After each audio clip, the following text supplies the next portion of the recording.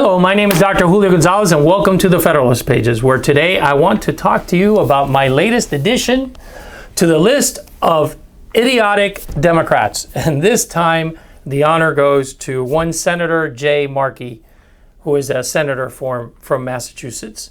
You know that this guy is kind of dense and missing a few marbles when you read his introduction at his Twitter page. And he writes, he's the national leader on the Green New Deal, on net neutrality, and on consumer protection, which is fascinating because there exist fewer greater assaults on consumer protection, on the consumers being able to fairly exercise their right to consume, than the Green New Deal and net neutrality. But I digress. What brought him to my attention today is his views on originalism, where he says, essentially, here's what he said yesterday on the floor and then wrote on his Twitter account. Originalism is racist. Originalism is sexist. Originalism is homophobic. Originalism is just a fancy word for discrimination. It's an amazing statement because it shows the lack of understanding that this man, who apparently is a lawyer, he's got a JD, has for the Constitution, the workings of our government, separations of power, and the way things ought to work in our country. Essentially, what he's saying is that originalism is flawed because it is those things that he describes, which, by the way, everything that the Democrats view is either racist, sexist, homophobic, or discriminatory. Makes you believe that the words are hollow, does it not? But nevertheless, originalism is none of those things. Originalism is the very simple judicial concept that you interpret the law as it was written. Very simple. If you write a law, we're going to apply it the way you wrote it, Congress. If you write the Constitution, we're going to interpret it the way you wrote it or amended it. Framers, American people, we're just going to do what you said. The power is yours. It's not ours as the judiciary. It's yours as Congress and as the people. Now, even Congress is we the people because we elect Congress. So the whole thing filters down to making sure that the power of our great country remains centered on the people. If you allow the judiciary to interpret its way out of anything into molding whatever it feels is appropriate for that time and age, then you've got yourself an oligarchy. You don't have yourself a democracy.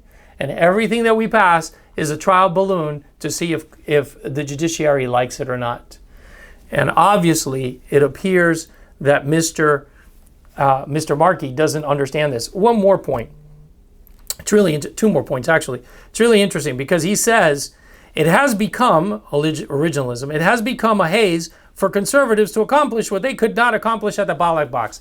Have you ever noticed that everything that the Democrats accuse the conservatives of doing is really what they're doing? Have you noticed that?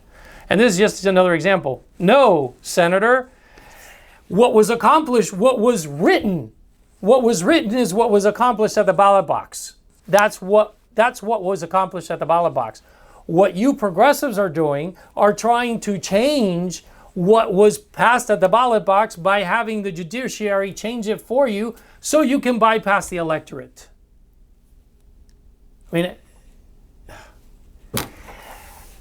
and I'll tell you one more point, and that point is the one that was signaled via his tweet a little bit later on in the day, when he pretty much said, as soon as the Democrats retake the Senate, we must abolish the filibuster. Look, the only reason why he wants to abolish the filibuster, and here's the big signal, the reason why he wants to abolish the filibuster is so that they can stack the court, so that they don't have to deal with a 60+1 majority to be able to change the rules, so that they can add more states through Congress, only using a 50+1 majority in the Senate. The filibuster is a restraint. It is a restraint on the power of Congress. It is designed to allow the House to be different from the Senate so that there will be a higher bar to clear. Yeah, it's frustrating. A lot of conservative laws that I wish would have passed did not pass except for the filibuster. 60+1 rule majority in order to pass a law. I get it. It's frustrating. But guess what? The better good is that it exists so that we can keep Congress from running ramshot on our liberties.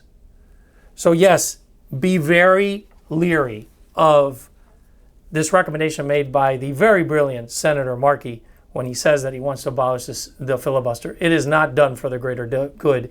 It is done for the greater acquisition of power by the liberal progressives, which directly translates to less power for us, the people. God bless you. Have a great day, and I'll see you at the next one.